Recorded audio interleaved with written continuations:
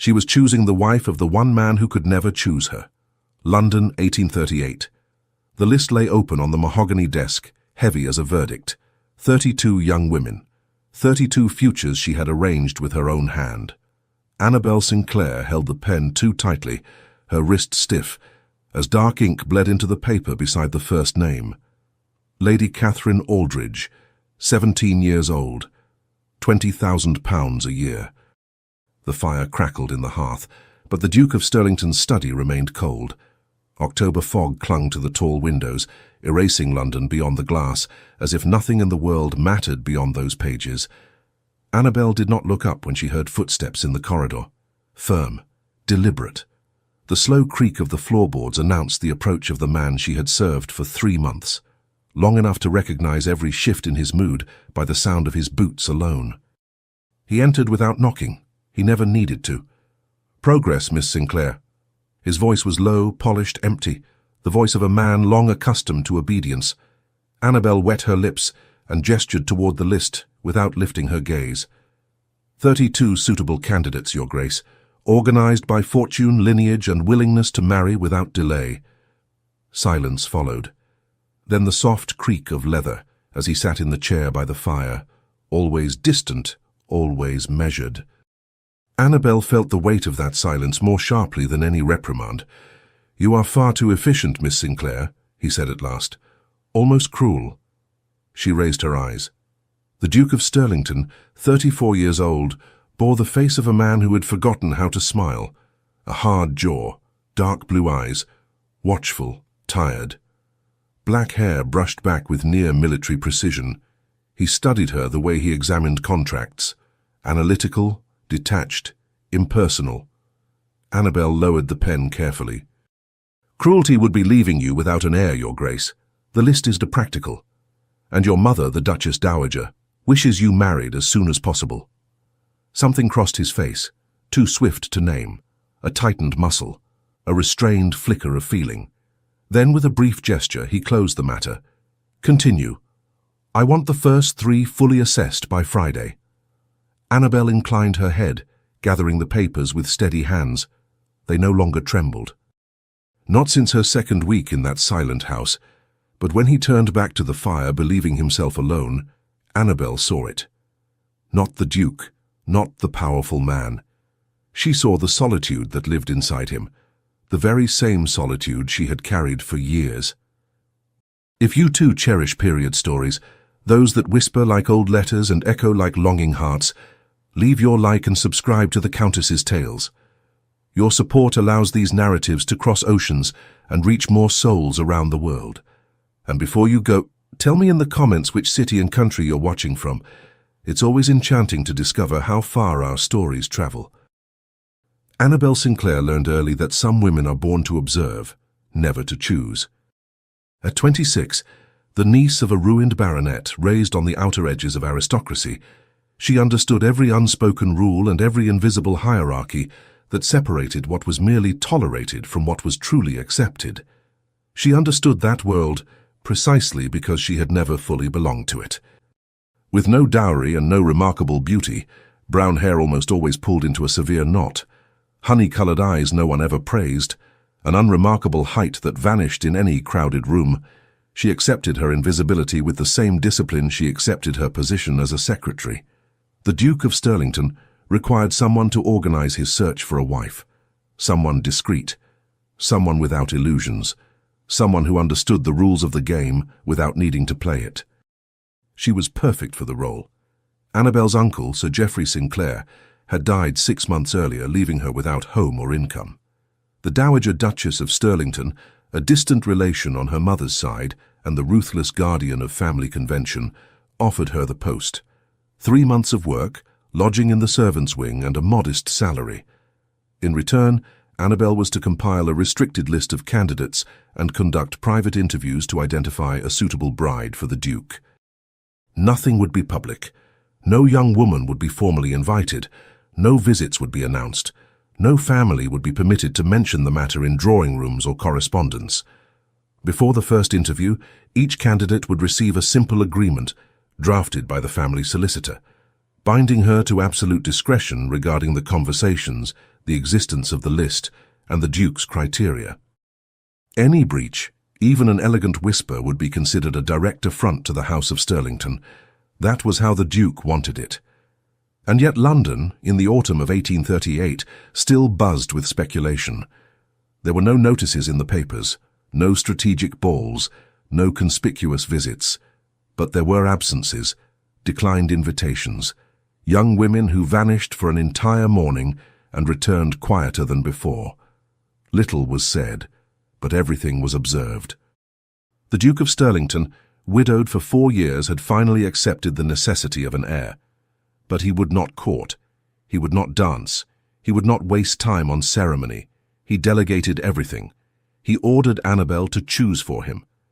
The irony was not lost on her.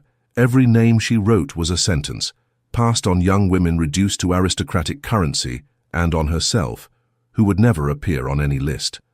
Annabel folded the pages carefully and locked them away in the desk drawer. The interviews would begin the following day, and without yet understanding how, the Duke would begin to realize that what he was searching for had never been on that list at all. It had always been standing before him. In silence. Chapter 1. The List and the Silence. Morning arrived, wrapped in thick fog and the smell of damp coal rising from the chimneys of Mayfair. Annabel descended the back stairs at 6 o'clock, as she did every day, carrying the leather folder that held the list, 3 notebooks, and the reputations of 32 young women who would never know they had been reduced to criteria.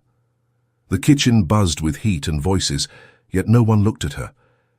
Annabel occupied an undefined space, neither servant nor lady, unseen by both worlds.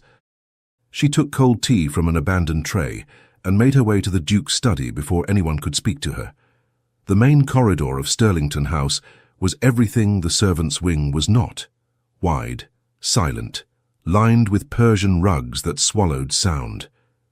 Annabel walked slowly, aware of the weight of the folder against her hip. 32 lives condensed into paragraphs, hopes forced into numbers, requirements, suitability. How many of them would survive that desk? She stopped before the double oak doors, took a breath, knocked. "Come in." His voice was, as always, polite, distant, faintly irritated by interruption. Annabel turned the handle and entered the study, which smelled of ink, leather, and something indefinable she associated only with him. Tobacco, perhaps, or fatigue. The Duke of Stirlington stood by the window, his back to her, watching the fog-covered square below.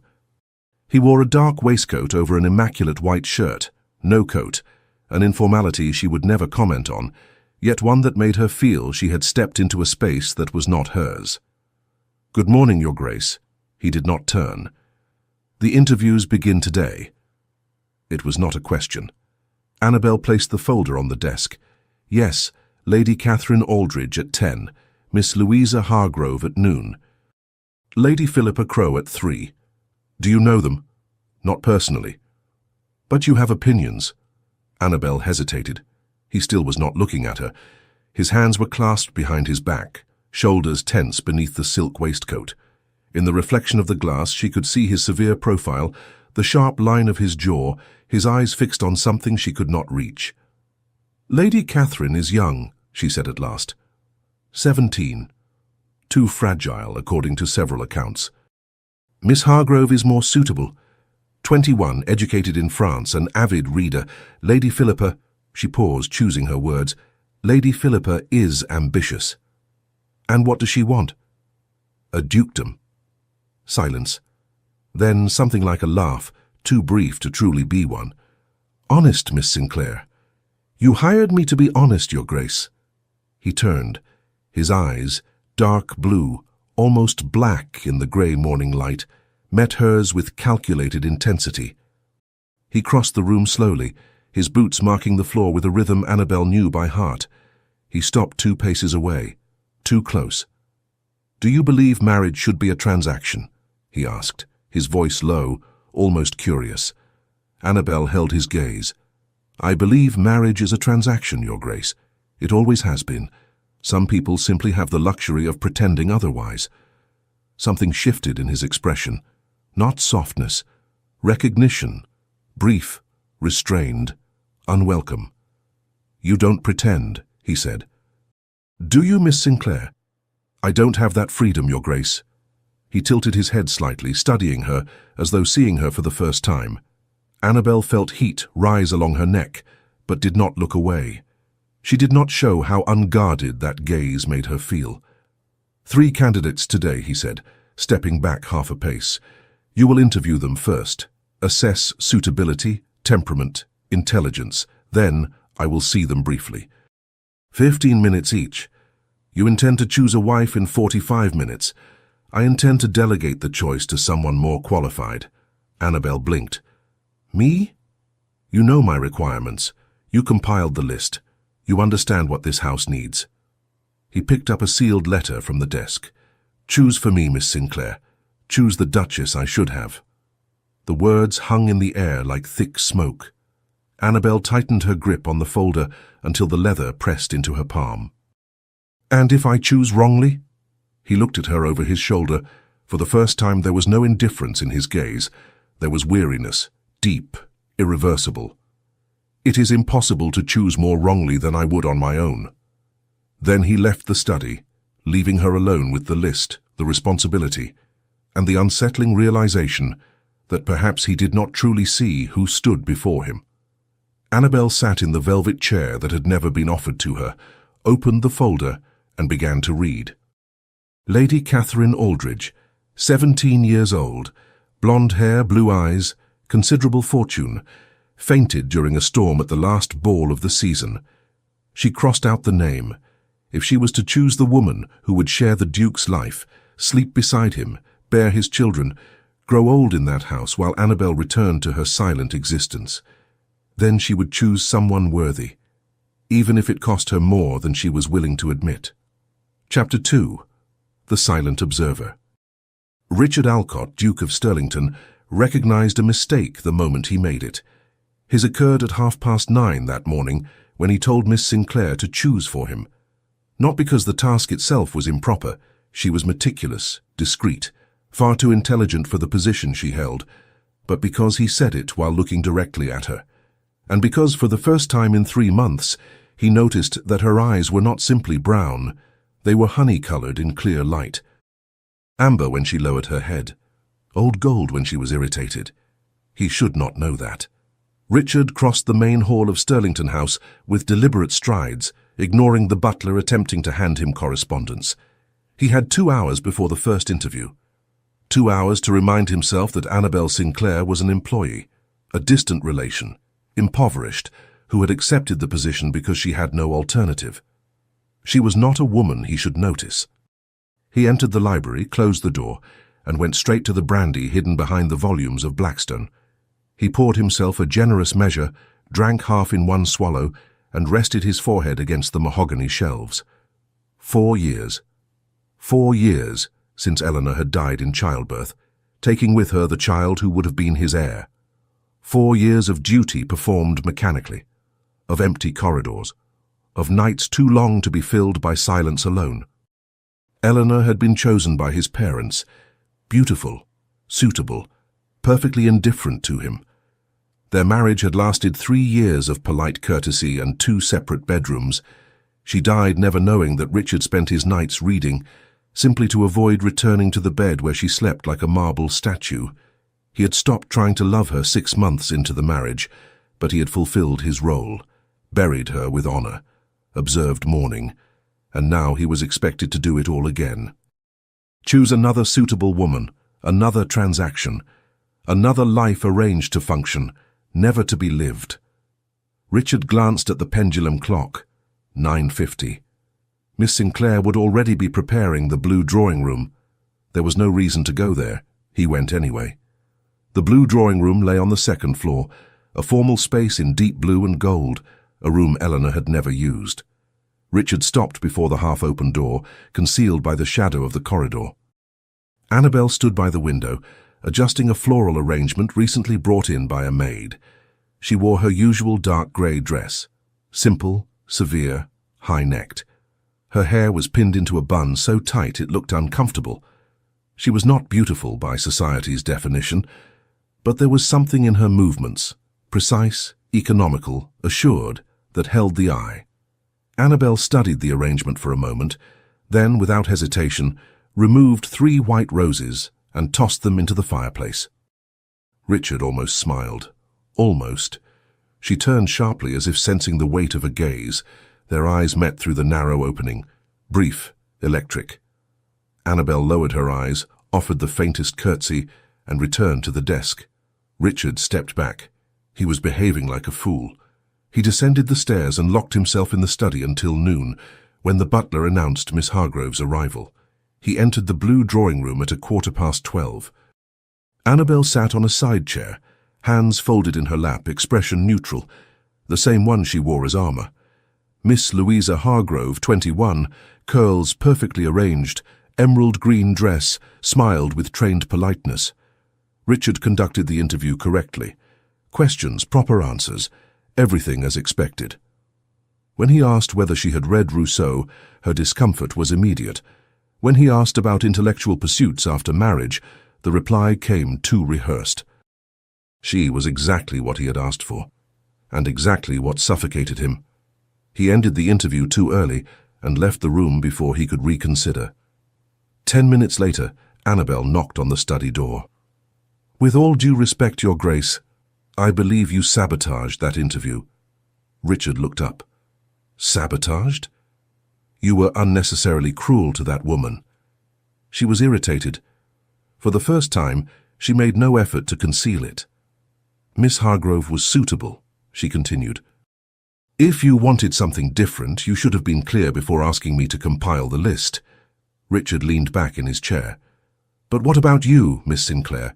Have you read Rousseau?" She went perfectly still.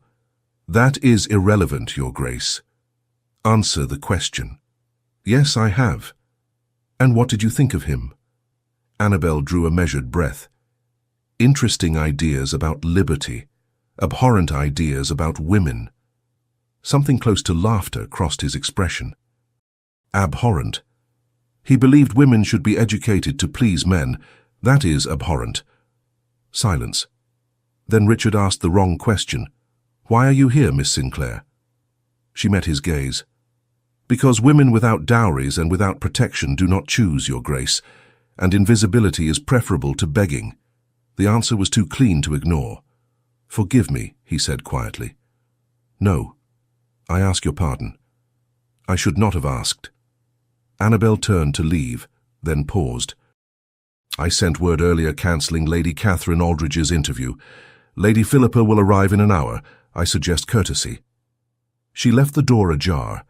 Richard remained alone, and understood, with a delay that felt almost cruel, that the mistake had not been hiring her. It had been allowing her to become necessary. Chapter 3. The Calculated Distance. Annabel did not return to the Duke's study for 3 days, not because he had ordered her to stay away, not because she felt ashamed, but because, for the first time since accepting the position, she felt exposed, as if that exchange in the study had stripped away a layer of protection she had not realized she needed. "Why are you here, Miss Sinclair?" The question followed her. She spent the next 3 days in the library, cataloguing the candidates' responses, organizing her observations into meticulous columns: temperament, education, ambition, suitability for the position. Lady Philippa Crowe had received high marks in every category except one Annabel had invented and showed to no one: ability to survive the solitude of that house. In that category, Lady Philippa had failed completely. The young woman was ambitious, brilliant, determined. She would make a magnificent duchess. But when Annabel had asked how she imagined daily life at Stirlington House, the long days without social engagements, the weeks between balls, the heavy silence of the corridors, Lady Philippa had laughed, as though the question were absurd. "Oh, Miss Sinclair, a duchess is hardly confined to 4 walls. There will be receptions, visits, obligations in society, and we will certainly spend the seasons at the country estates, not here." Annabel had said nothing. But she had crossed Philippa's name off the list that very night. Because Stirlington House, even in the heart of Mayfair, was a kind of exile, The Duke did not receive guests. He did not attend balls. He did not open his salons to society. The house existed within its own silence, as though it had been built to guard secrets rather than people. Lady Philippa would not survive that. Now alone in the library at 7 in the morning, Annabel stared at the remaining 29 names and felt the weight of each one. 29 women she would never be. 29 futures that did not belong to her. She closed the notebook with more force than necessary. "Working early, Miss Sinclair." Annabel froze. He stood in the doorway of the library, still in his riding clothes, boots streaked with mud, dark coat open over a leather waistcoat, hair slightly disheveled. He must have ridden at dawn through Hyde Park. Must have ridden until exhaustion. She rose slowly, keeping the desk between them. "Good morning, Your Grace." Silence. He did not move from the threshold. He only watched her with that quiet intensity that made her feel as though she were being read page by page. "You have been avoiding me," he said at last. It was not an accusation. It was an observation. "I have been occupied with the list." The list. He stepped into the library and closed the door behind him. Annabel felt the space shrink. "How many remain?" 29. "Out of 32? "Yes." He stopped beside the philosophy shelves, pulled a volume at random. He opened it but did not read, only held it as if he needed something to do with his hands. "You crossed Lady Philippa off the list." Not a question. Annabel drew a steady breath. "Yes, Your Grace." "Why?" "Because she would not survive here." He lifted his eyes from the book at last. "Here?" "In this house." Annabel gestured lightly, to the walls lined with books, to the thick silence surrounding them. "She expects constant receptions, frequent balls, daily visits. She expects being a duchess to mean living under chandeliers. But you do not live that way. This house does not function that way." She paused, choosing her words carefully. "Lady Philippa is brilliant, Your Grace, but she shines only under spotlights. Here, within this quiet, without the society she expects to command, she would fade, and she would come to resent you for it." Silence. Long. Heavy. Richard closed the book slowly and returned it to the shelf. "You believe this house erases people?" It was not a question. "Still," Annabel answered, "I believe loneliness erases people. And this house contains an abundance of it, even in the middle of London." He turned fully toward her, leaning back against the shelf, arms crossed in an unconscious mirror of her earlier posture. "And you? Do you feel yourself fading here?" Something tightened in Annabel's throat. She looked toward the window where the morning fog still veiled Mayfair Square. "I was already faded when I arrived, Your Grace." The words were more honest than she had intended, more exposed. She closed her eyes briefly, irritated with herself. When she opened them, he was closer. Not too close, just 2 steps nearer, but close enough for her to smell leather, horse, and fog clinging to him. "I apologize for what I said in the study," Richard said quietly. "It was inappropriate." "It was honest, Your Grace." "It was cruel, Miss Sinclair." She finally met his gaze. His eyes, dark blue, tired, holding something she could not name, did not look away. "You owe me no apology." "I work for you. I am not what? I am not too fragile for honesty." Something shifted in his expression, not a smile. Perhaps something close to respect. "No, you certainly are not." He stepped away, returning to the door, restoring the safe distance between them. Annabel breathed easier. "I need you to select 3 new candidates for this week," he said, resuming his formal tone. "But this time, choose women who could live in this house, who do not expect constant light. Who understand what this is?" He gestured vaguely, to the library, to the silent corridors beyond the door, to the invisible weight pressing into every room of Stirlington House. Annabel nodded slowly. "Women who understand solitude." "Yes," she hesitated. "And if they still feel forgotten here, if they still fade?" Richard paused with his hand on the door handle. He did not turn around. "Then at least they will not hate me for it." He left before she could respond. Annabel remained alone in the library, staring at the closed door, feeling something strange and painful settle in her chest. He did not want a wife. He wanted a witness, someone who could exist beside his solitude without trying to fix it, without demanding that he become someone else. And for the first time, Annabel understood why choosing for him was impossible, because there was no woman on the list, no woman in London, perhaps not in all of England, who wanted what he truly offered. Coldness. Silence. She opened the notebook again, turning pages until she reached names she had previously dismissed as unsuitable. Young widows, eldest daughters without prospects, women too educated, too quiet, too strange for the marriage market. Women who knew solitude. She began to write, and tried to ignore the small, dangerous voice whispering at the back of her mind. You know it too. You would survive. She closed the notebook sharply, returned to her work, and pretended her heart did not quicken every time she heard his footsteps in the corridor. Chapter 4. The Weight of What Was Never Said. Richard realized he was looking for her the moment he found himself standing outside the library for the third time that week. He did not go in. He only remained there, listening to the sound of pens scratching paper, the soft turning of pages, the restrained breathing of someone working alone and forgetting to pause. He knew the hour she came down for breakfast, too early before the other servants. He knew she avoided the main drawing room. He knew she carried that cursed leather folder everywhere, as though letting it go would mean losing her purpose. He should not know these things. He stepped away from the door and returned to his study, where a stack of correspondence awaited him. Letters from solicitors, reports from rural estates, 3 invitations to balls he would not attend. And at the bottom of the pile, an envelope sealed with black wax. Richard recognized it immediately, his mother. He opened it with the silver blade, reading the lines written in her severe, unmistakable hand. My dear Richard, I write to inquire about the progress of the candidate selection. I trust Miss Sinclair is fulfilling her duties properly and selecting young women of impeccable lineage, as we discussed. I trust you are taking this matter seriously. The choice of a duchess is not a task to be delegated indefinitely. It requires appropriate supervision. For this reason, I have decided to return to London in 3 weeks to oversee the process personally. It will be beneficial to assess the candidates and ensure everything is being conducted with the seriousness the position demands. I await your reply. Your mother, the Dowager Duchess of Stirlington. Richard folded the letter slowly and dropped it into the fire.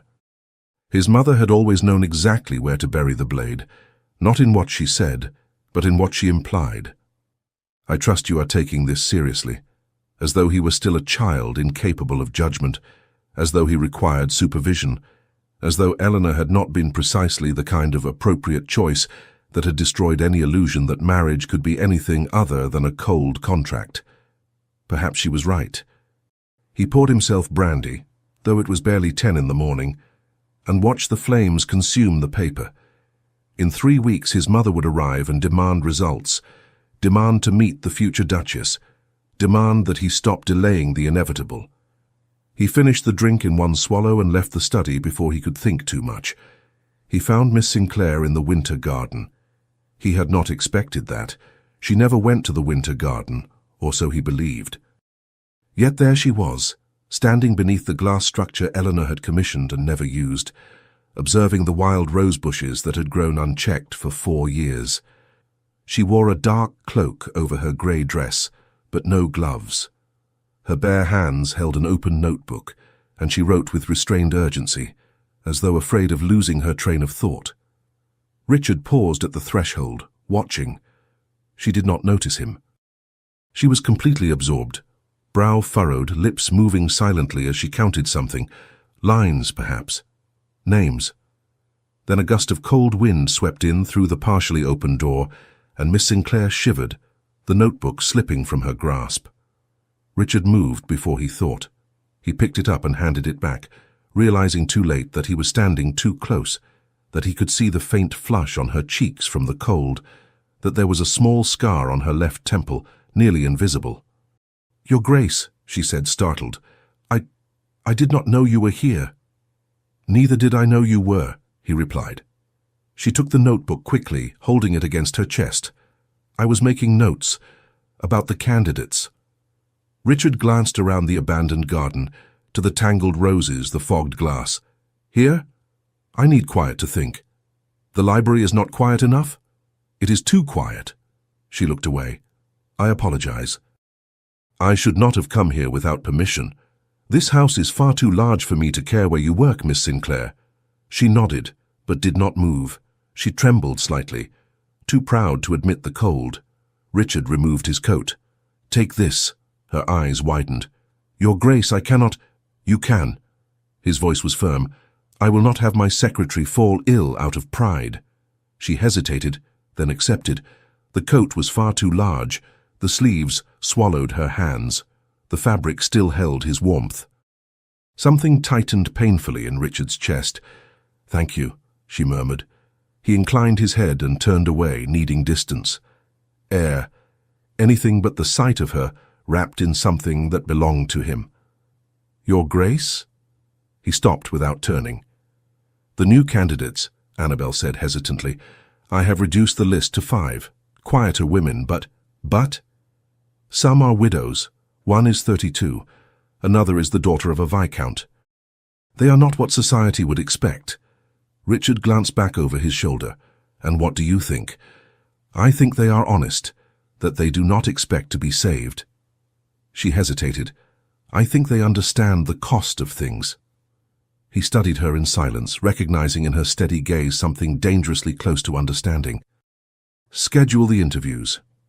"Yes, Your Grace."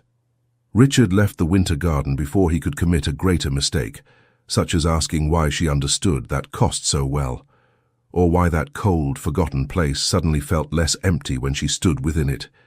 He locked himself in his study and stood before the hearth, staring into the embers. 3 weeks. In 3 weeks, he would have to choose one of the 5 women Miss Sinclair had selected. Quiet women, honest women. Women who understood solitude. Richard remained there watching the fire until its warmth lost meaning. He returned to his desk to review the documents Annabel had left earlier. Lists, notes, observations written in that firm, controlled handwriting that never betrayed haste. As he lifted one of the notebooks, something slipped free and fell to the floor. A folded piece of paper.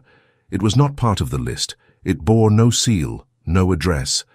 Richard hesitated only a moment before bending down.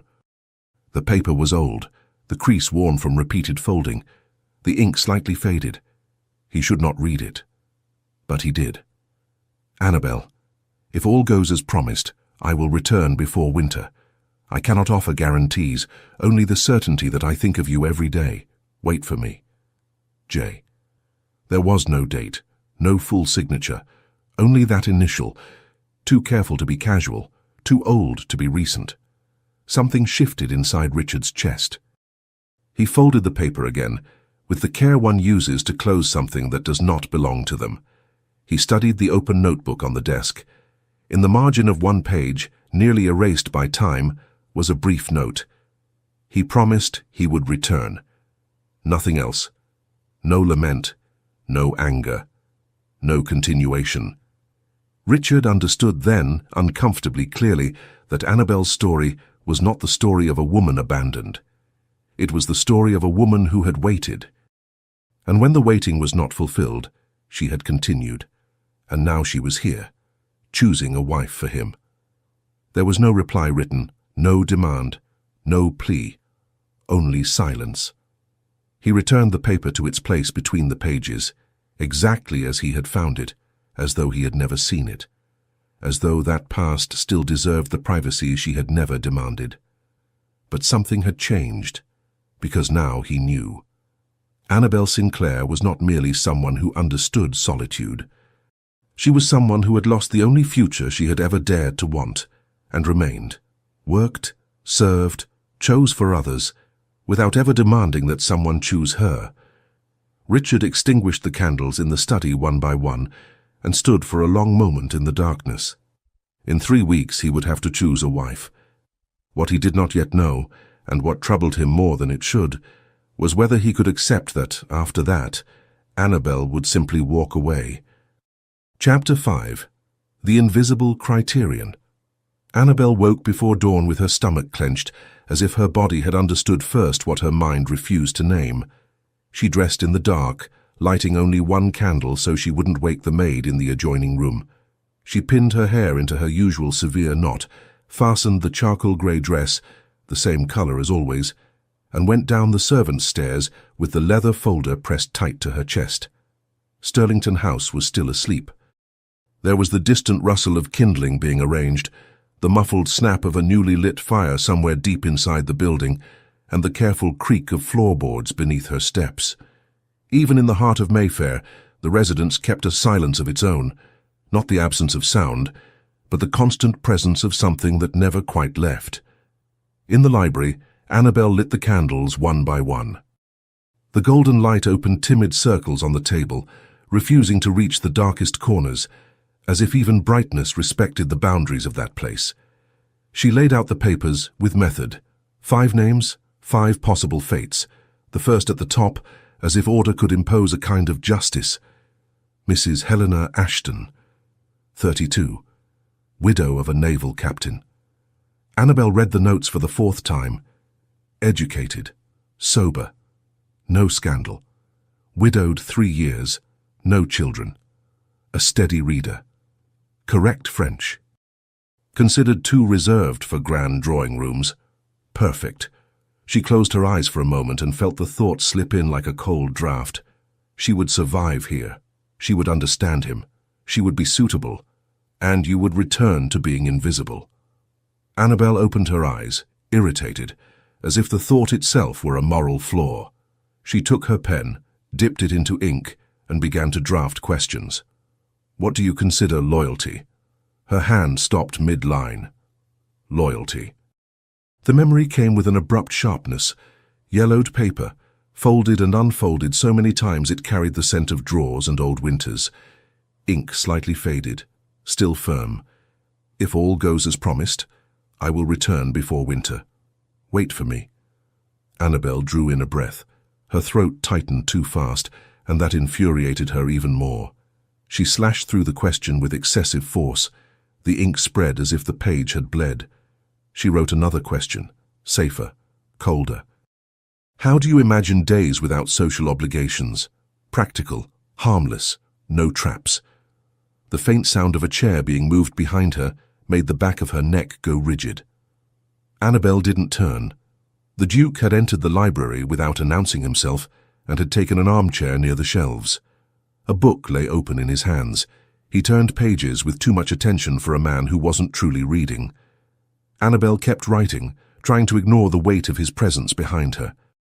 She crossed out one question, hesitated over another. When the sound of the book closing echoed, she was already braced for it. Richard came to the table.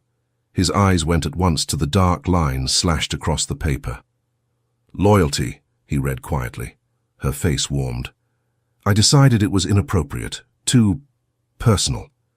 Richard lifted his gaze. Is loyalty inappropriate? For a first interview, yes.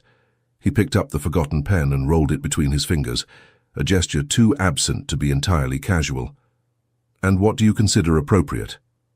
Household management, expectations, daily life. Annabel indicated the new sheet without meeting his eyes. Questions that don't involve the heart. The word escaped before she could stop it. Richard set the pen down again, far too close to her fingers. Mrs. Ashton arrives at 10. A brief pause. I'll be present from the beginning. My mother arrives in a few weeks. I won't sit in another one of those rooms without knowing exactly what I'm doing. He left, and the silence thickened. Annabel returned to the work, forcing her hand back to the page, pretending her heart did not beat at a different rhythm. At 10 precisely, Mrs. Helena Ashton arrived. Annabel welcomed her in the blue drawing room and noticed at once the navy dress without ornament, the blonde hair pinned with elegant simplicity, the posture that did not ask to be approved. Her pale eyes held no anxious brightness, only attention. Mrs. Ashton, thank you for coming. The honor is mine, Miss Sinclair. They sat. Annabel opened her notebook, and the door opened again. The Duke entered. Mrs. Ashton rose immediately and curtsied with composure. "Your Grace." "Mrs. Ashton." He gestured for her to sit and took the chair near the hearth, keeping distance. "Please continue, I'm only observing." The widow sent Annabel a quick glance, too brief to be a request, too long to be nothing, and sat. Annabel inhaled. "As stated in the agreement, the Duke of Stirlington is seeking a wife who understands the practical nature of aristocratic marriage. I understand perfectly. You have been widowed for 3 years. Yes. My husband, Captain Thomas Ashton, died in naval service in India." Her voice was steady. No tremor, no performance. "What have you done since then?" "I lived in Hampshire. I managed my mother's household until she passed last year. I now live alone, with a modest income, but enough." "Do you wish to marry again?" A short pause. Human. "I desire stability, Miss Sinclair. A home, a clear purpose." Annabel recognized the tone of someone who had learned not to ask for too much. "And your expectations within marriage? Mutual respect, duties fulfilled, nothing beyond that." "Perfect." Annabel glanced involuntarily at the Duke. He sat motionless, fingers interlaced, watching as if searching for an invisible flaw. "Stirlington House is different from other ducal residences," Annabel continued. "His Grace does not entertain often. There are long stretches of quiet here. Quiet does not trouble me." "And solitude?" The widow smiled with measured delicacy. "Solitude and quiet are not the same. I learned the difference the last time my husband sailed." Annabel lowered her eyes briefly, as if she needed something solid to keep herself from being pulled into her own memories. "Would you describe your domestic responsibilities?" The answer was precise, efficient, correct. And then, with a smile too polite to be innocent, Mrs. Ashton said, "I must say I admire how your Grace has conducted this process. Delegating to a capable assistant avoids sentimental complications." The sentence cut through Annabel with surgical accuracy. "You are exactly the sort of woman who keeps a household running without drawing attention to herself," Mrs. Ashton continued. "Essential. Valuable where you are. You know your place, without needing it said aloud." "I merely fulfill my duties, Mrs. Ashton," Annabel replied, her voice smooth as glass. The silence that followed was brief. Then the Duke's voice sliced the air. "Mrs. Ashton." Richard rose and walked to the window, clasping his hands behind his back.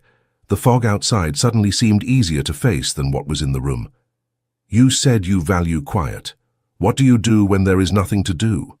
Mrs. Ashton blinked, unsettled. "I read, Your Grace. I sew. I write letters." "And when there is no one left to write to?" A small discomfort surfaced. Small, but real. "I don't understand the question, Your Grace." Richard turned slowly. "I watched an entire house continue to function while someone died on the inside." The room went still. "Do you understand solitude, Mrs. Ashton? Not temporary absence, but the kind that offers no deadline, no promise." The widow straightened, defensive. "I lost my husband, Your Grace." "Yes, you mourned. You resumed life with order." He took a step forward. "But if I ask what remains when there is nothing left to manage, what is left?" She looked to Annabel, searching for something that wasn't there. "I don't know what answer you expect from me, Your Grace." "Honesty." Mrs. Ashton drew a breath. "Then I'll be honest. I know marriage is a contract. I would fulfill my duties. I would be loyal, appropriate, dedicated. But no one can carry another person's loneliness, Your Grace. In the end, we each carry our own." Absolute silence. Annabel felt her heart race. It was a mature answer, clear-eyed, real, and still. Richard remained perfectly still for a moment, as if he had heard exactly what he did not want to hear. "Thank you for your honesty, Mrs. Ashton. Miss Sinclair will see you out." The widow left with restrained relief. Annabel stayed seated, staring at her notes, something strange and unsettled forming in her chest. "Miss Sinclair." She lifted her eyes. Richard stood again by the window. "Strike her name from the list." Annabel blinked. "Your Grace." "She won't do." "But she is exactly what you asked for. Quiet, honest. She understands what solitude is. Richard took a moment too long to answer. She understands, he said at last. But she wouldn't stay. Annabel went very still. Wouldn't stay. He looked at her for an instant that lasted too long. She would do what is correct. She would play the role. She would endure out of politeness. A pause. But when the weight became too much, she would leave. Annabel swallowed. Then what are you looking for, Your Grace? His voice came low, without ornament. Someone who stays. Not because she must, not because it is proper, but because she knows exactly what she is stepping into, and still chooses to remain. Annabel lowered her gaze to the notebook. Mrs. Helena Ashton's name suddenly seemed small. She took the pen. She drew a slow, final line through it. 4 candidates remain, Your Grace. Richard nodded without looking at her. Continue. He left the room, and Annabel was alone with the smaller list and a certainty rising like fever. He wasn't searching for a duchess. He was searching for someone who could live inside that house without asking it to change, without demanding promises, without turning silence into accusation. Annabel closed the notebook with excessive care. Anne felt the thought settle, clearer than she could bear to deny. She was already exactly what he was looking for. Chapter 6. The impossible distance. Richard knew he had made a mistake the exact moment he crossed out Mrs. Helena Ashton's name. He knew it even before the ink dried. Not because she was unsuitable, quite the opposite. She was everything the position required. Mature, discreet, intelligent enough not to expect more than he could offer.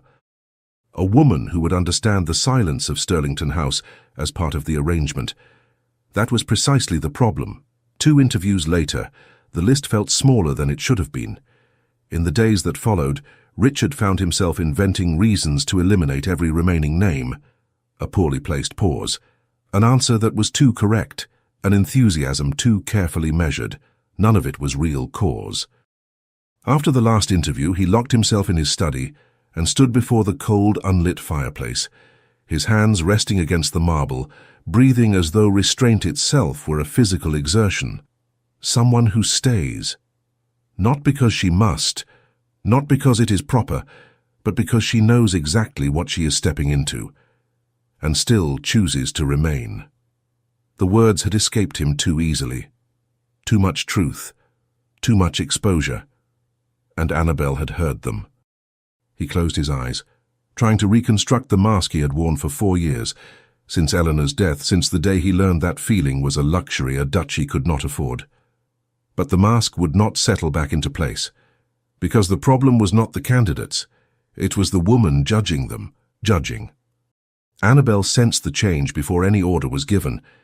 In the 3 days following the interview, Richard did not appear in the library. He did not pass through the winter garden. He did not interrupt her work with curt questions or observations disguised as professionalism. The house continued to function. The silence remained intact, but something had withdrawn. She did not allow herself to name it as hurt. She simply adjusted her pace, became more precise, more correct, more invisible. When the note arrived, there was no surprise. It was brief. It confirmed schedules and the next interview, nothing beyond what was necessary. The handwriting was hers, firm, economical. It ended with a single word, respectfully. Annabel knew exactly what that meant. She understood the boundary it established.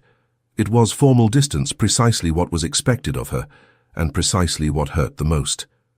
Richard read the note 3 times. There was nothing wrong with it. No excess coldness, no breach of propriety, and yet the final word irritated him like a garment cut just slightly wrong, respectfully. He folded the paper and placed it in the drawer where he kept important documents. Only afterward did he recognize the absurdity of the act. It was not important. Still, he did not throw it away. The following morning he went to the blue drawing room at 10:30. Too early to be coincidence, too late to seem accidental. He did not inform Annabel. Part of him wanted to test her. Another part simply wanted to see her.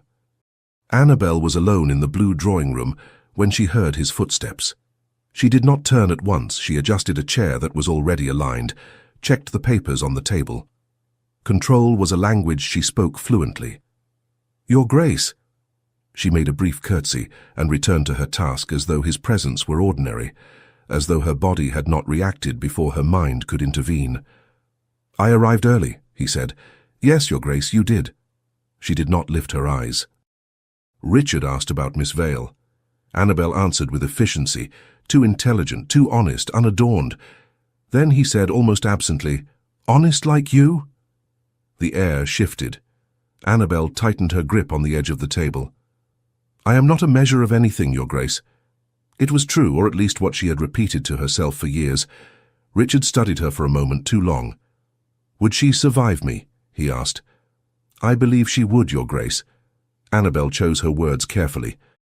"To survive you, one need only be a woman who understands solitude, who knows how to live with it, or at least tolerate it without disappearing." Richard stepped forward, closing the distance between them. The silence was immediate. Slowly he raised his eyes to hers. Then the question came, unexpected, low-voiced. "And you, Miss Sinclair? Would you survive me?" "Your Grace." She tried to retreat to the safe space she had always occupied. "Answer me, Miss Sinclair." His voice was calm, but it allowed no escape. "Would you survive me?" Annabel held his gaze for a long moment. There was no curiosity there, no challenge. There was recognition, raw, direct, impossible to ignore. Lying would have required too much effort. "Yes," she said at last. "Why?" She drew a steady breath. "Because I have survived worse." The words hung between them, bare and irretrievable. She said nothing more. She did not need to. A soft knock at the door shattered the heavy silence before Annabel could recover. "Your Grace, Miss Vale has arrived," the butler announced. Richard stepped back at once, not abruptly, not hastily. It was the calculated retreat Annabel recognized well, the movement of someone reclaiming safety before revealing too much. He composed his expression, straightened his waistcoat, recreated distance, and left the room before she could speak. Annabel inhaled once, only once before turning. Miss Dorothea Vale entered with the posture of someone who did not expect to please. There was no excess nervousness, no rehearsed anxiety.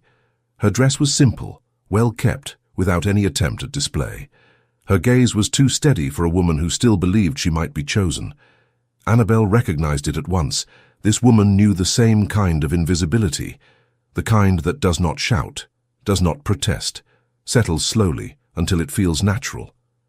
During the interview, Annabel conducted everything with impeccable precision. Clear questions, objective notes, neutral tone. Yet something inside her was misaligned, as though part of her attention had remained caught in the moment before. Dorothea spoke of study, of reading, of preserving a minimum of dignity when no better option existed. She spoke of continuing because stopping had never been possible. Annabel felt recognition tighten in her chest. When Richard asked whether Dorothea had ever loved someone, Annabel felt the urge to interrupt. The impulse came too quickly. She restrained it. The answer came simple, undramatic. And in that instant, Annabel knew. That candidate would not survive the list. Not because she was weak, but because she had accepted too early that no one would ever come to choose her.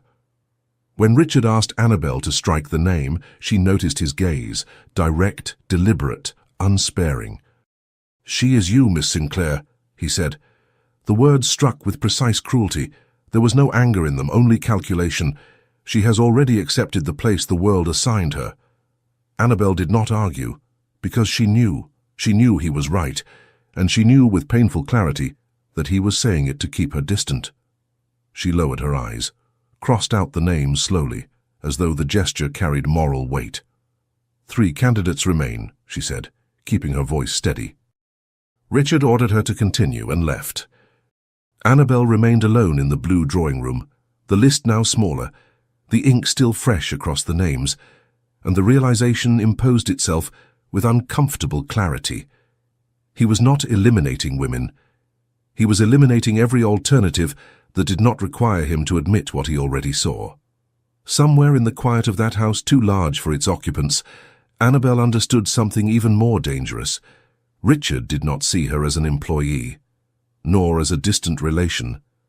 He saw in her what no list could contain, and not knowing whether that recognition would lead to salvation or ruin was, perhaps, the most impossible distance of all. Chapter 7. The Invisible Choice. Annabel did not sleep that night, not from anxiety, not from fear, but because a single sentence kept returning with cruel precision, repeating itself in the dark like a whisper that refused to let her rest. "She is you, Miss Sinclair." She lay still, staring at the cracked ceiling of the narrow room in the servants' wing, listening to the calm breathing of the maid in the adjoining room, trying to understand not what Richard had said, that she understood perfectly, but why he had chosen to say it that way. It had not been a compliment, it had not been a confession, it had been a cut. He had not eliminated Miss Dorothea Vale for being unsuitable. He had eliminated her because he had recognized in her something he refused to accept in Annabel. It was not that the candidates failed, it was that none of them were necessary. Mrs. Helena Ashton had not failed. Miss Dorothea Vale had not failed. They simply were not the answer he did not dare to name. Annabel turned onto her side, pulling the blanket up to her chin. Richard was not looking for a woman who could endure his life. He was looking for someone who could know him without demanding that he change, and that made everything dangerously simple. She had not given up on being chosen. She never had. She had simply learned not to wait. When dawn finally came, grey, cold, indifferent, Annabel already knew that something had shifted beyond repair. She went down to the library before 6, as she always did, but when she opened the folder with the 3 remaining names, something changed. It was no longer just duty, it was fear, because if those 3 failed as well, and a quiet certainty told her they would, there would be no list left, no names, and then the Duke would have to admit that the criterion he was searching for might not exist, or worse, that it had been there all along. Annabel opened her notebook to a blank page and began to write, not interview questions, but something far more dangerous. Criteria the Duke seeks, but does not articulate, understands solitude, does not merely tolerate it, lives within it, does not wait to be saved, has not entirely given up on being chosen, remains not out of duty but because... Her pen stopped.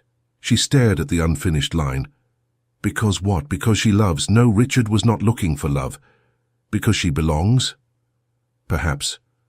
But belonging required being seen, and he did not truly see anyone. Except... Annabel closed the notebook with a sharp motion. She could not allow that thought to complete itself. Thoughts, once completed, demanded consequences, and she still had work to finish. She had to conduct the interviews, observe failures with dignity, and then return to the place she had always occupied. It was simple, it was clear, it was impossible. The library door opened. Annabel looked up, expecting a maid. It was him. Richard entered slowly, closing the door behind him. He was not wearing his riding clothes. He was dressed with severe formality, dark waistcoat, immaculate cravat, hair precisely arranged, as if preparing for an invisible confrontation. "Good morning, Your Grace," she said, rising. "Sit down, Miss Sinclair." It was not a request. It was a low, controlled order. Annabel sat. Richard walked to the window, turning his back to her, his hands clasped behind him. The silence stretched before he spoke. "My mother has moved up her return. She arrives in 1 week." Annabel's stomach tightened. 1 week. "She wishes to attend the final interviews," he continued, "to personally assess the remaining candidates before any decision is made." Annabel closed the notebook slowly. "It is understandable that the Dowager Duchess would wish to be involved." "It is," he agreed without emotion, "just as it was understandable when she and my father chose Eleanor for me." The name hung between them. Richard turned slowly. 1 week, Miss Sinclair, 3 interviews, and 1 candidate my mother will deem acceptable. All 3 are acceptable, Your Grace. To me, or to her?" Annabel took a breath. "I selected women who meet the criteria you established." Women capable of living in this house, in silence, without illusion. And do you believe they will survive her judgment? Annabel hesitated. I believe they could live in this house, she said at last. Whether that will be sufficient for the Dowager Duchess, I do not know. Richard nodded slowly. That is precisely what unsettles me. He took a step toward the desk, stopping at the proper distance. I am beginning to doubt my own reasons. The silence thickened. Annabel felt her heart quicken. Your Grace, continue with the interviews, he interrupted, returning to a neutral tone. Bring the 3 candidates. Then, we shall see. It was not an answer. It was a retreat. Richard walked to the door, then stopped with his hand on the handle. Oh, Miss Sinclair, I saw a letter, he said without turning. It fell from one of your notebooks, some weeks ago. The room seemed to tilt. Annabel could not speak. I did not read it deliberately, he continued. But I saw the initial J. The air grew heavy. Do you still wait for him? Richard asked quietly. She closed her eyes for a moment, steadying herself. No, she replied firmly. I no longer wait. Why? Because he died. The words came without ornament, plain, final. Richard turned slowly. Died. Lieutenant James Harrow. Naval campaign off the coast of Africa. 6 years ago, Annabel said, her voice controlled. I received a letter from his sister 3 months after he departed. There was no body, no funeral, only absence. The silence that followed was not empty. It was dense with recognition. You loved him? I did. And he promised to return? Yes. Richard took another step toward her. And yet you kept the letter. For 6 years. Annabel held his gaze. Because for a time, it was the only proof I had that someone had chosen me, even briefly, even if he never returned. Richard stood motionless. And what did you do when you learned of his death? I continued, she said simply, because continuing was the only thing possible. He nodded slowly, as if that answer confirmed something he had long suspected. Thank you for trusting me with that, he said, his voice controlled once more. I know you had no obligation to do so. He turned toward the door, then stopped again. Miss Sinclair. Yes, Your Grace. He did not turn back. Do you still believe someone might choose you, truly? The question hung in the air like a blade. Annabel took her time before answering. I do not know, she said at last, her voice low but steady. But I know I have not given up on remaining. Richard stood still for a long moment. Then he nodded, still without looking back. Schedule the first interview for tomorrow. And he left, closing the door softly behind him. Annabel remained alone in the library, staring at the closed door. He knew. He knew about James, about the letter, about the waiting that had never been fulfilled, and still he had asked. Why? She opened the notebook again, staring at the unfinished criterion. Remains. Not out of duty, but because... And for the first time, she allowed the answer to fully form. Because she chooses, because she knows the risk, and remains anyway. Annabel closed her eyes and drew a slow breath. Because she was already doing exactly that.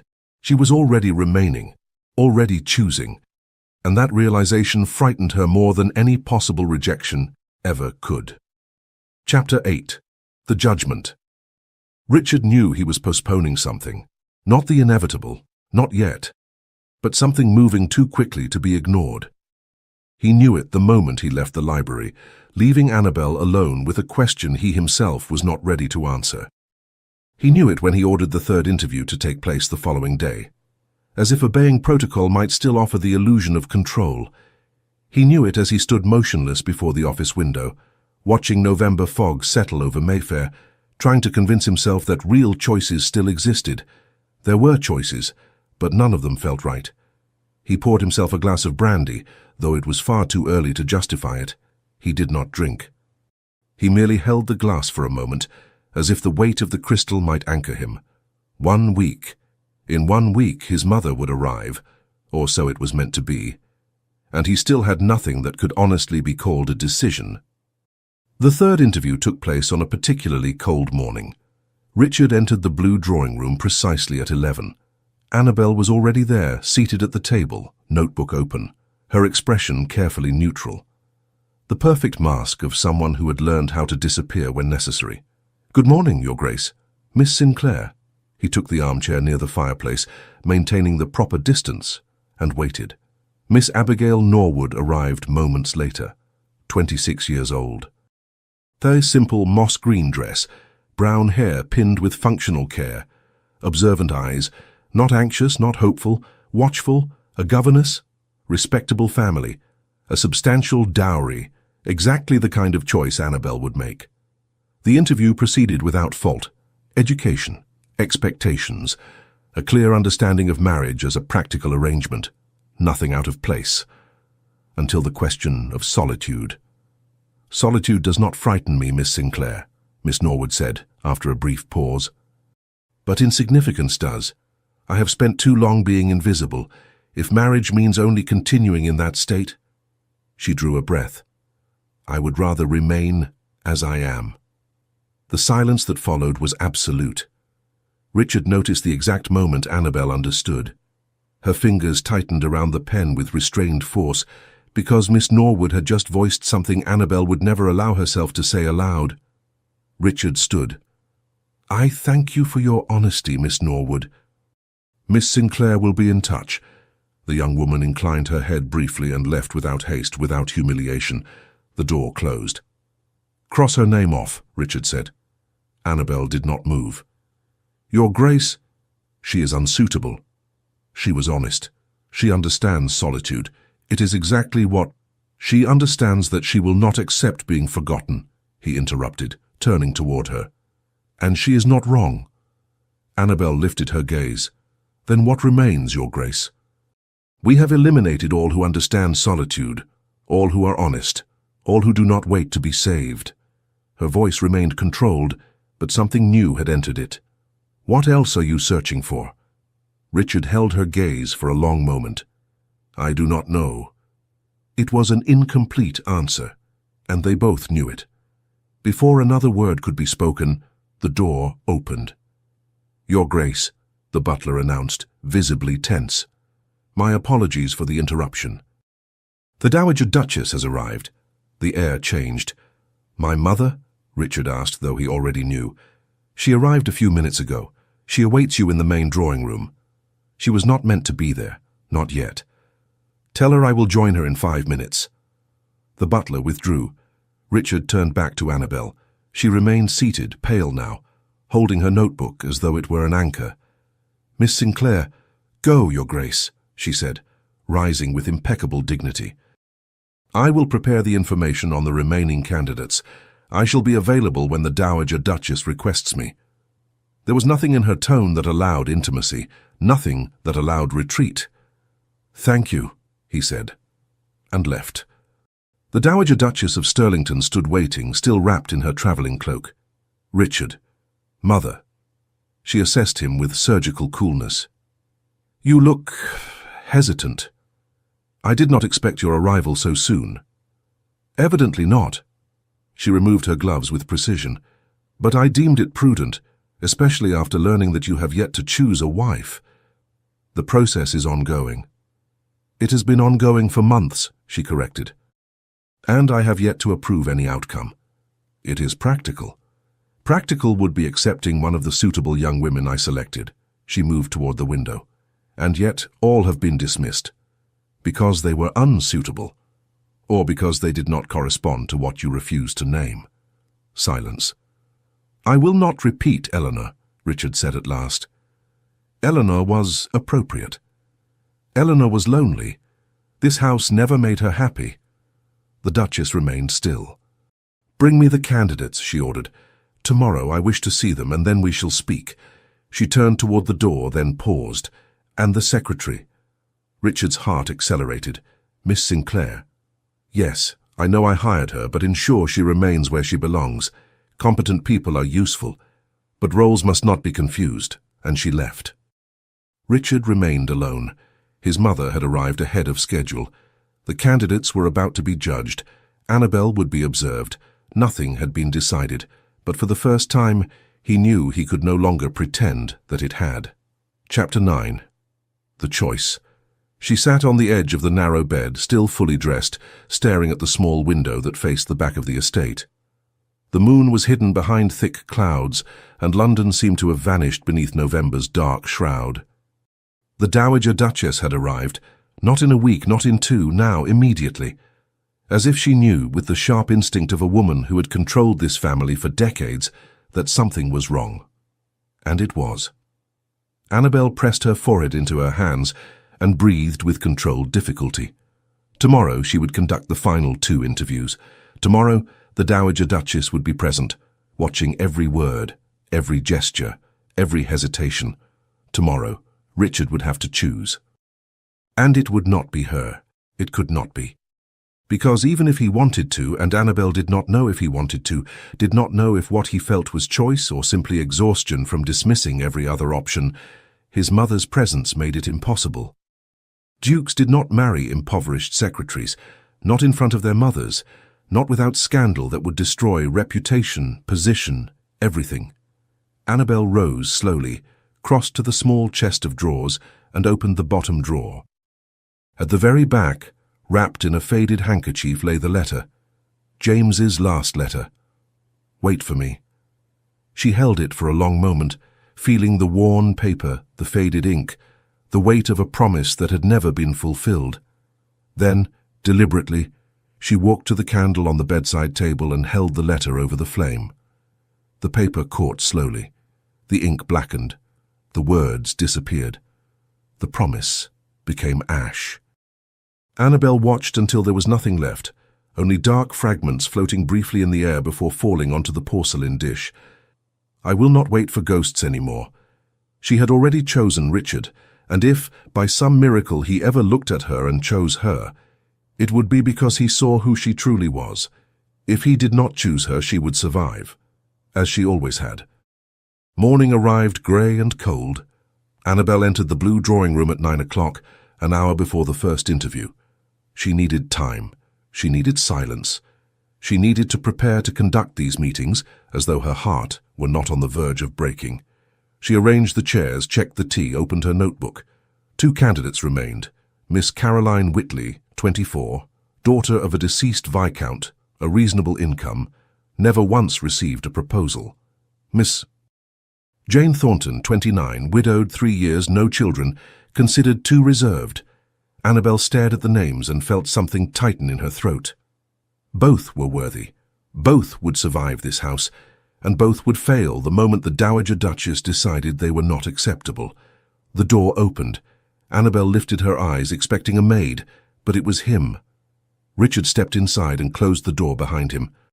He wore full formal attire, dark waistcoat, immaculate cravat, coat perfectly fitted, as though he were preparing for an official event or a funeral. "Good morning, Your Grace," she said, rising. "Miss Sinclair." He did not come closer. He remained near the door, hands clasped behind his back, face carefully neutral. "My mother will be present during the interviews," he said, without preamble. "I know. She—" He paused, choosing his words. "She may ask questions. She may challenge your choices. She may judge me unfit for my position," Annabel finished, her voice steady. "I know that as well." Richard held her gaze for a long moment. "But you are not unfit. For you, perhaps. For the Dowager Duchess." Annabel looked away. "It does not matter.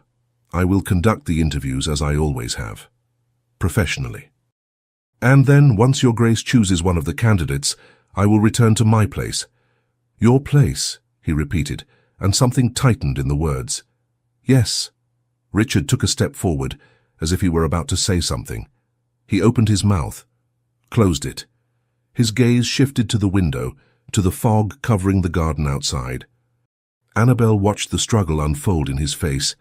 Something trying to surface, something being forced back down, something he did not know how to name or did not dare to admit. "Your Grace?" she said softly.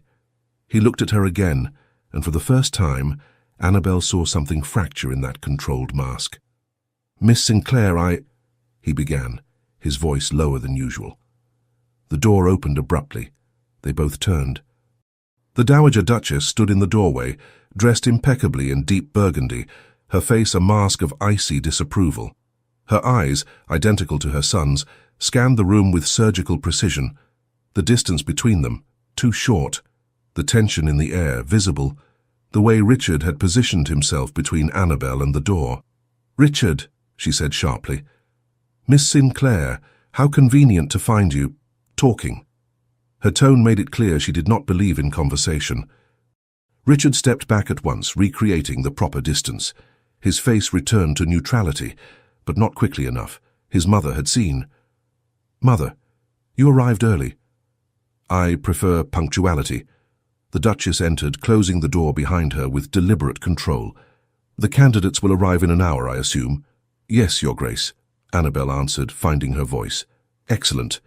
The Duchess moved to the armchair and sat as though it were a throne. "Miss Sinclair, I presume everything is prepared." "Yes, Your Grace." "Then I suggest you verify the tea is suitable and ensure the floral arrangements are not excessively modest. First impressions matter." An order disguised as a suggestion. Annabel looked briefly to Richard, searching for, she did not know what, permission to stay, an instruction to leave. But he said nothing.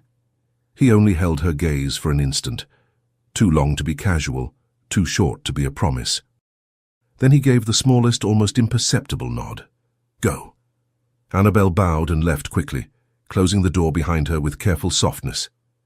In the corridor, she pressed herself to the wall for a moment, breathing with difficulty, heart racing. He had almost said something. Almost. But his mother had arrived at the exact moment to stop it. Annabel closed her eyes, trying to steady her breath, trying not to imagine what he would have said if he had been granted 30 more seconds. Then, through the door, she heard the Dowager Duchess's voice, low, controlled, merciless. "Now, Richard. Close the door properly and sit down." It was not a request. Annabel moved away at once, hurrying down the corridor toward the back stairs. She could not listen. She should not. And yet part of her, the dangerous, desperate part, wanted to stay and hear every word of the confrontation about to unfold. Inside the blue drawing room, Richard closed the door and turned to face his mother. She remained seated, hands folded elegantly in her lap, spine perfectly straight, her face composed into absolute control. "Sit," she repeated. "I would rather stand." It was not a request. Richard hesitated, then took the chair opposite her, maintaining the appropriate distance. The Duchess watched him in silence for a long moment, the kind of silence she used as a weapon, waiting for the other person to speak first, to make the mistake of defending themselves before they were accused. But Richard had learned from her. He waited. At last, she spoke. "How long?" "How long what?" "Do not insult me by pretending you misunderstand." Her voice remained calm, but steel edged every word. "How long have you been in love with Miss Sinclair?" Richard kept his face neutral. "I do not know what you are referring to." "No?" The Duchess tilted her head slightly. "Then why, when I entered this room a few moments ago, did I find my son less than a yard from his secretary, wearing an expression I recognize perfectly? We were discussing the interviews." "You were not, and you know it. I know you, Richard." Silence. Richard's gaze drifted to the cold fireplace. "Mother, listen to me carefully, Richard." She leaned forward slightly. "I know you are dissatisfied with the candidates I previously indicated. I know you want something different than Eleanor was. And I understand that. I truly understand." A pause. "But if you believe, if for even a moment you believe, that you may choose an impoverished secretary as Duchess, then you are profoundly mistaken." The words were delivered with absolute calm. No anger, only fact. Richard looked back at her. "Why?" "Because society will not forgive it. Because your position will not survive the scandal. Because—" She paused, and for the first time something faintly like emotion surfaced. "Because I will not allow you to destroy everything this family has built for a sentimental mistake." "A sentimental mistake," Richard repeated. bitterness threading through his tone. Yes. The Duchess did not retreat. Because that is what it is.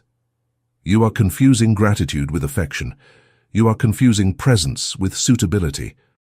You are assuming I can behave as though this is simple. The question left him low and controlled, more exhaustion than anger. The Duchess went still. Then you admit you feel something.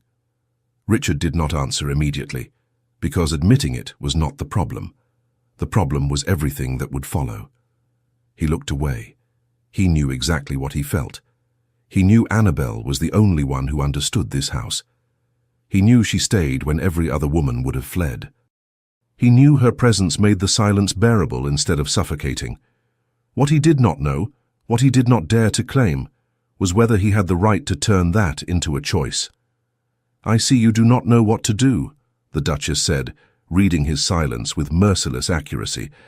"And that is precisely why you must choose one of the remaining candidates.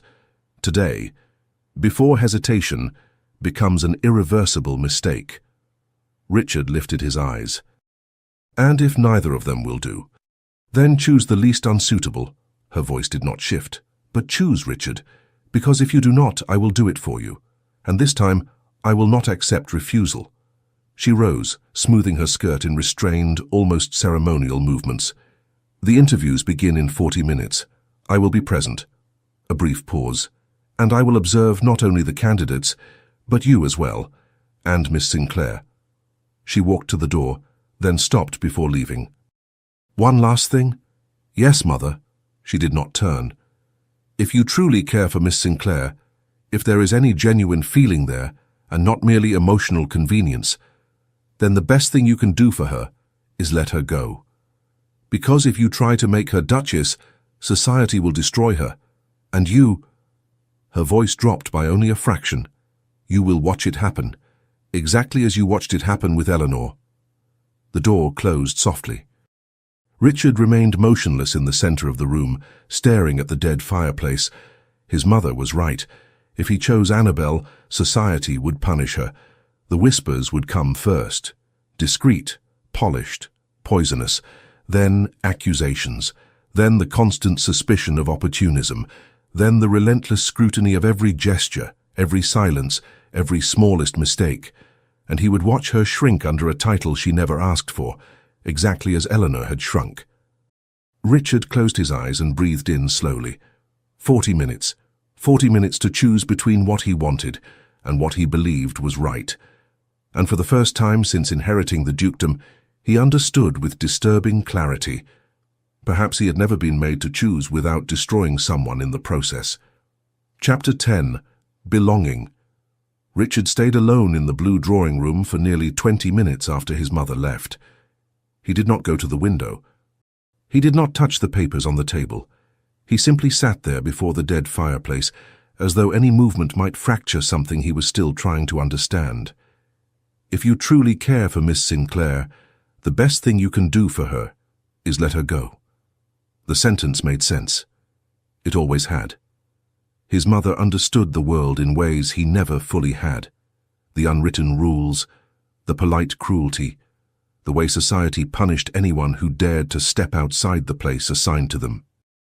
A duke did not choose an impoverished secretary as his wife without paying for it, and Annabel, who had spent her entire life learning how to disappear, would be exposed, examined, corrected, judged by every woman who believed herself the guardian of what was proper. They would destroy her, and he would watch, the way he had watched Eleanor wither in this very house. Richard closed his eyes. Then don't choose her. It was simple, safe, rational. He would choose one of the remaining candidates. He would do his duty.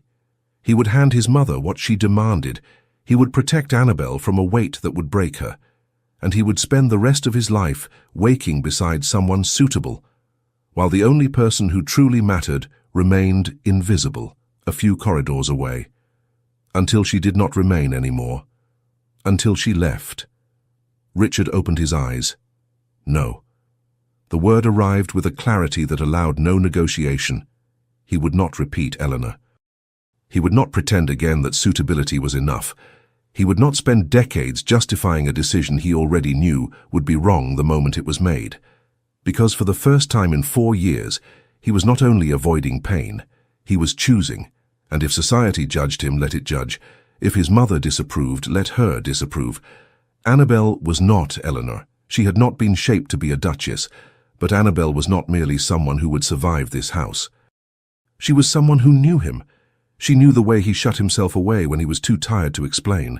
She knew the silence that did not ask to be soothed, only endured beside someone. She knew the weight he carried without ever giving it a name. She did not need him to be different. She did not demand better versions of him. She knew when to speak. She knew when to stay quiet. And above all, she knew how to remain without trying to save him from himself. That was why. Not because she could tolerate loneliness, but because she knew how to live with him inside it. That could not be taught. It could not be learned in ballrooms. It could not be found on lists. She would not break, not because she was invulnerable, but because she was exactly where she had always been, beside him in the only way that was right. Richard rose slowly and adjusted his waistcoat. He had 15 minutes until the first interview. 15 minutes to do something that left no doubt. At 11 o'clock precisely, Miss Caroline Whitley entered the blue drawing room. She was young, intelligent, honest, everything one could reasonably wish for. And Richard felt nothing. His mother leaned forward slightly as the girl answered with admirable frankness. There was approval in her expression, expectation. "She will do," the Duchess said at last. Richard looked at the candidate, then at Annabel. Annabel kept her eyes lowered, pen suspended above the page, ready to accept any decision, and he knew, if he said yes, Annabel would not protest. She would simply close her notebook and disappear. "Miss Whitley," Richard said with steady courtesy, "thank you for your time. Miss Sinclair will be in touch." Surprise flickered across the young woman's face, brief, contained. When the door closed, the silence was absolute. "Richard," the Duchess began, "she will not do. She was perfect. For you, not for me."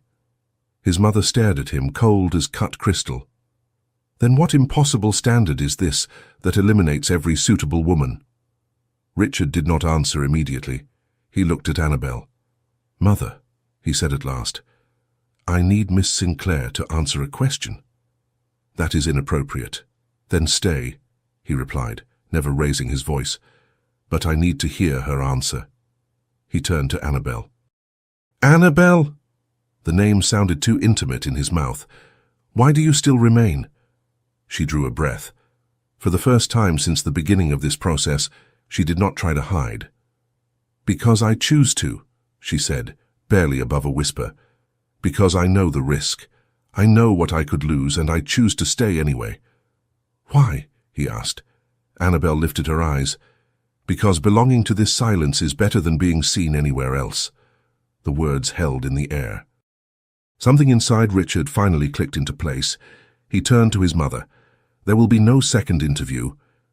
You have lost your mind." "No," his voice was calm, final. "I am choosing. She is nobody." "No." Richard did not hesitate. "She is the only one I ever should have chosen." The Duchess stared at him for a long moment. "If you do this, you will lose my support. I accept that. Society will destroy you both.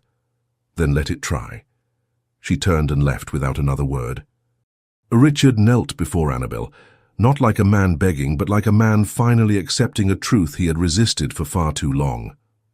"I spent months staring at that list," he said quietly, crossing out names, adjusting standards, convincing myself the problem was them.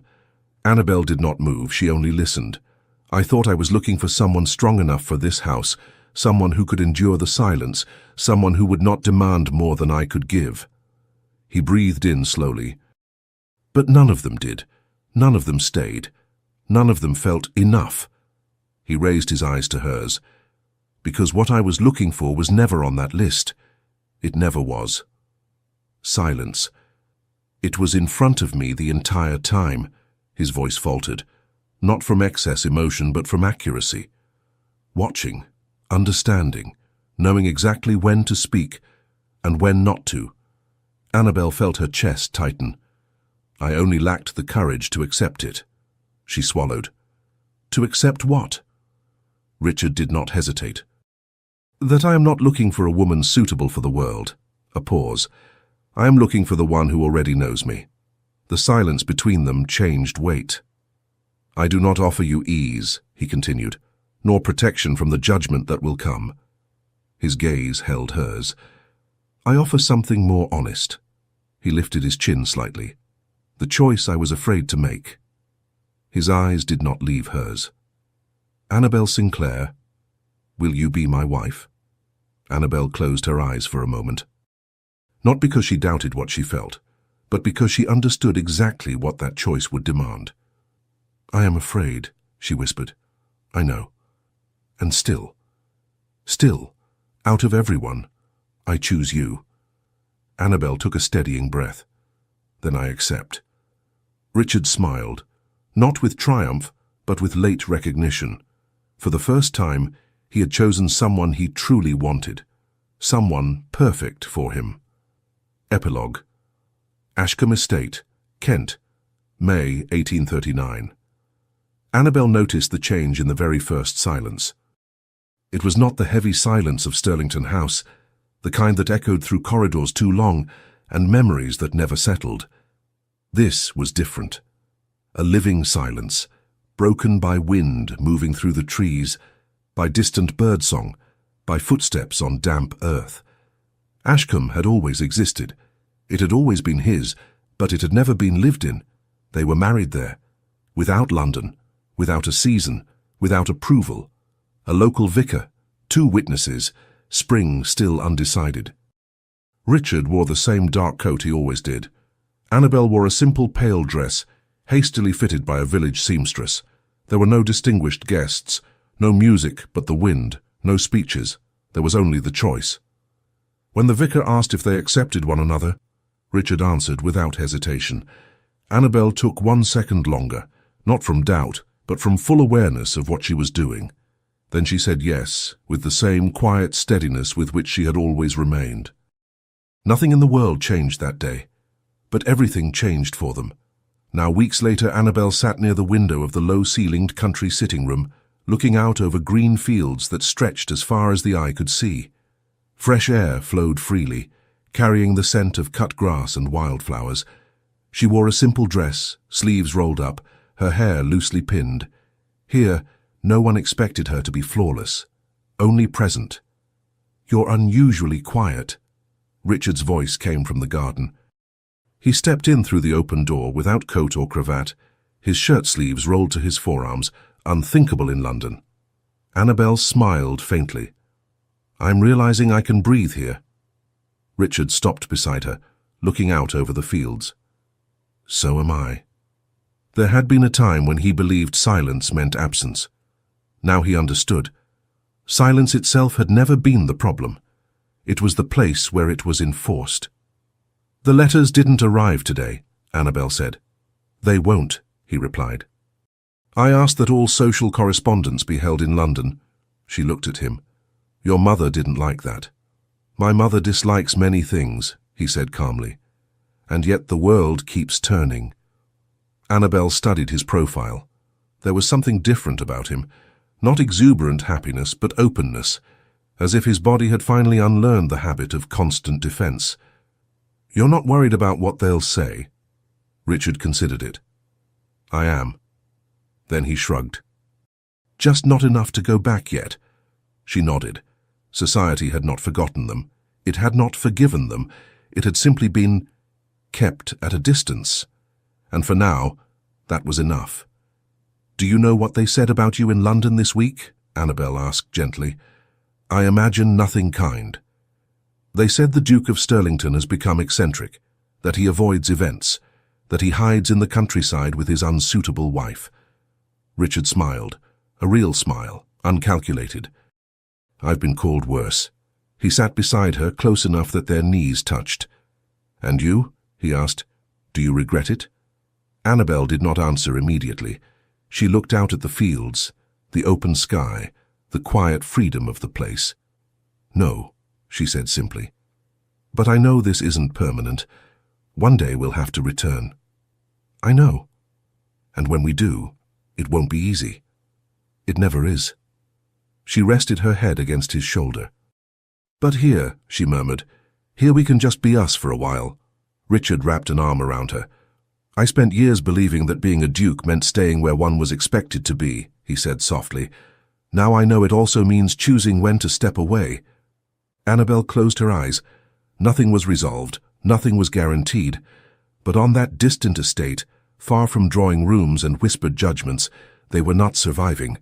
They were finally living, if only a little. And for now that was enough.